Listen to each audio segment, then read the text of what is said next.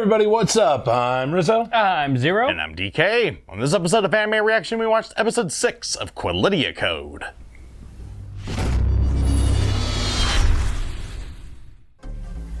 If you want to check out our reaction to the 6th episode of Qualidea Code, hit those links in the description below. And be sure to give us feedback in the comments section because we love hearing from you. And as always, if you like what you see, subscribe to Otaku Saga. And don't forget to like and share our videos. And Thanks for watching. So, this episode of Qualidea Code basically went directly in where they left off in the previous episode, with Tokyo being overrun. The unknowns are coming. We had just a very small little skit with Gravity Man at the bridge. I forgot what his name was. The main character.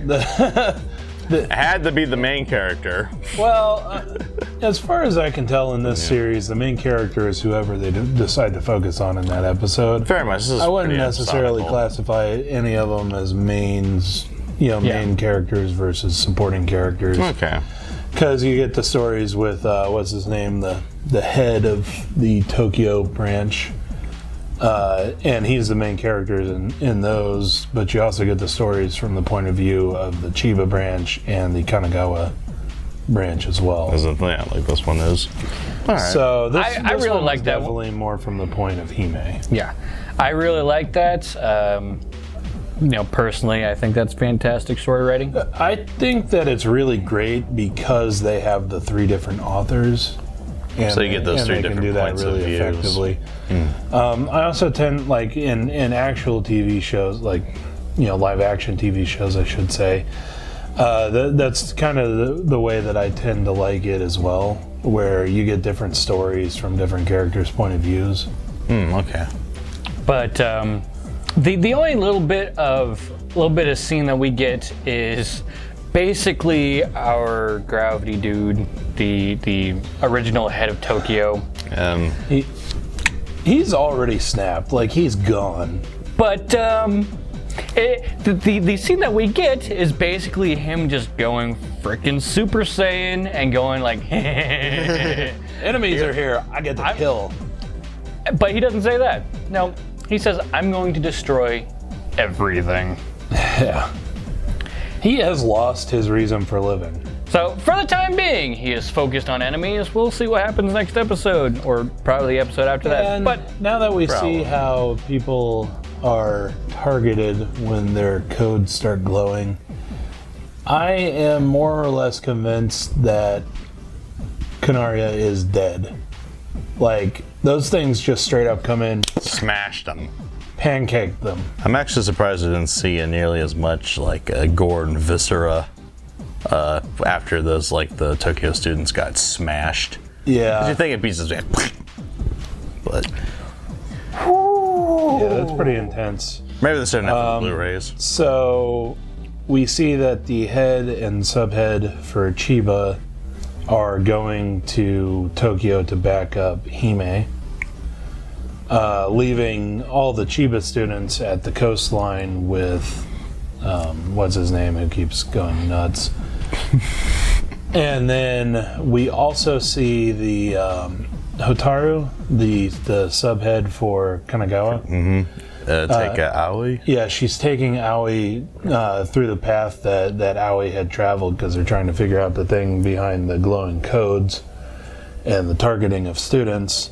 And so they're driving in a Jeep and trying to follow this path. And honestly, it's not going that well, because Aoi says that she doesn't remember, which I think is Bupkis. She's hiding something for sure. But during the trip, Aoi gets targeted by the great. I'm not sure if that's what it was necessarily. It was definitely one of those great phallic things. Yeah, it was, but I'm not sure that that's what it was, because it looked to be more aiming for Hotaru, Yeah. because Hotaru destroyed it, but where it was coming at over the Jeep was more over the driver's side than it was the passenger side. I don't know. Little I, detail. I Either think way, that it was targeting Hotaru rather than Aoi, because they, from what I could tell, they fixed the problem with Aoi's code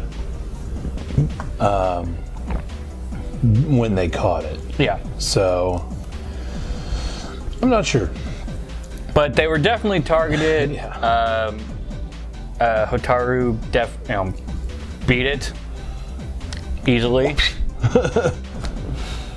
One and just a perfect, just geometrical. Yeah. was Well, no, pretty. not even I'll give that. it That that. was just when the one phallic thing was like coming straight down, and she just chopped it in half and then kept driving. There was also a point where they were set upon by several of these things of varying size, When they were coming back. and she just like one slice and destroyed everything in their path. Quite interesting. I would like to see what her power actually is. But so those are basically the two other things that are going on here. The main part of the story, I followed Hime. and her trying to evacuate all the people in Tokyo. And we also get some backstory for Hime. A lot of backstory for Hime. They're raising as many death flags. They're almost raising as many death flags as that one guy in the most recent episode of Taboo Tattoo. Taboo Tattoo that we watched. But Let's see. We got a heartfelt hug discussion. yeah, heartfelt hug saying that Promise that man. what's her name shouldn't die because she's like a mother to everybody. Promise made. I'll being come like see. you're very important. You need to leave. You need to be protected. That generally means that the person who's doing the protecting is probably going to die. She gives her Hime gives the I forget her name, the woman, her grandfather's watch, and tells her to keep it safe. She'll be back for it. She'll be back for it. Promise made. That's another one. That's another one. Let's see what else. Oh yeah, telling everybody to evacuate and she'll hold them off. She's irrevocably fucked. Yeah, this is There's this no is getting helping her. into the pretty bad zone. And then we get a nice long reminiscence from the one of that council member that Hime shoved onto the train. Yeah, basically going over what happened, when they woke Hime up, and going all the way until Hime became the head of Kanagawa. It is Kanagawa, right? It is Kanagawa, yes. Okay, I was just making sure because I kept saying that. I'm not sure if I'm right. Kanagawa has Yokohama, and it's a port city, so if it's a naval thing. But when Hime's powers manifest, the way that they describe the powers, where basically the powers are based off the dream world that their minds made up when they were in the deep sleep. It really reminds me of the way that they describe the Esper powers in the Toaru series, which is, I think it goes over it kind of later in the first season of A Certain Magical Index, when it's kind of showing. It probably goes over it a lot in Scientific Railgun as well, but when I forget the main character's name in that series, but when he's going through his classes, because he does go to school basically to be Index an expert. should actually be his name and No. That's a female character's name is Index. His name is I can't remember right now. I'm sure somebody will remind me. comment section. That's what the comment section is good for, right? Explaining everything. Yeah. And we love Explaining your hate. everything that we miss, because we miss a lot of stuff. But basically in that, it's explained as their powers are based off their own personal realities.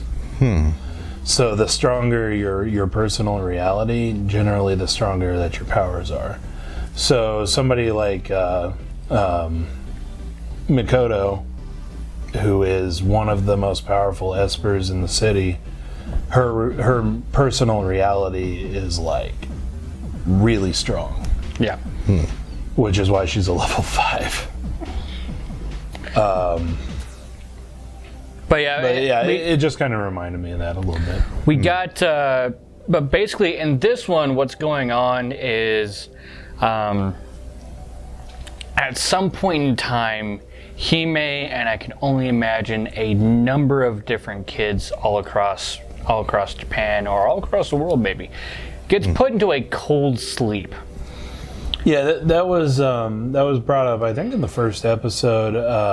In the first episode, I was when actually they were going over what's his name, the main character from the first one, and Canaria, talking about going into a cold sleep and being woken up years later. Yeah, they talk about that in the synopsis before the series began. Anyway, Yeah. So. But I think this is the first time they've depicted it, Yeah, this is the first time that they've actually depicted it. and that's kind of why I actually remember it, because I like seeing Them saying it and them actually depicting it are two different things. True. But we got to see that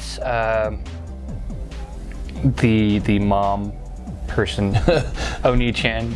No, Kasan. Kasan? That Okay. would be mother. No, because she wants to be big sister. That would be One. One. Well, sorry, I don't. Nichan's brother. It's kind of said- important. Whatever. Anyway, she wants to be called big sister. As for the stinger in the end, Yeah. just saying. Yeah, well, yeah, the little card at the end, which I find all their cards pretty amusing, but having Aoi accidentally call her mother, and then having Hime go, "Oh, you're like a mother to everybody," and then she's all depressed because she's still young, basically. But she was there when they woke Hime up, and very Practically soon, raised her from there on, and very so- soon after, she was put to take lead in wasn't Tokyo, Kanagawa. but it was very soon after that because her powers manifested tremendously. You know, blew out the side of a building. Yeah, and she also did actually have to work her way up. Yeah. A lot of times you'll see in these where the person with power instantly gets like put into the leadership position, but it did say that she actually had to work her way up. But also in this flashback, we got a scene with Hime's house. Yeah, her family's old house, which was a mansion actually, and we also get to see the origin of the jacket that she wears as a cape. Which is her grandpa's, probably Admiral's cape. Admiral's Yeah, it coat. definitely looked like a navy. Yeah. So that also fits into the fact that her school is the naval power. Yep. At least has that gimmick going for it. Yeah. I think that's about it. And then basically the rest of the episode was just her fighting to try to allow other people to escape. Yep. Set up her badass death to come next episode. But yeah, she did end up actually basically shooting down that giant stingray thing that was dropping dildos on people. Oh God, we're horrible. That's like something straight out of Saints Row right there. Right? I mean, Giant dildo bombs. What the fuck? what else you gonna call them? Giant pestles? Yeah, I mean that's technically what they are, but I mean they are rather phallic. Yes. they are extremely phallic, extremely huge, and if they were black, then we'd have much better times with these jokes. Big black dildo. Anyway, so let us know what you thought of the anime, what you thought of our reaction in the comment section below. Yep, thumbs up if you like it, thumbs down if you're sick of our jokes. I didn't know it could get that big. That does it for That's this what she said. Hey! That does it for this episode of Anime Reaction. I'm DK. I'm Zero. And I'm Rizzo. See you next time.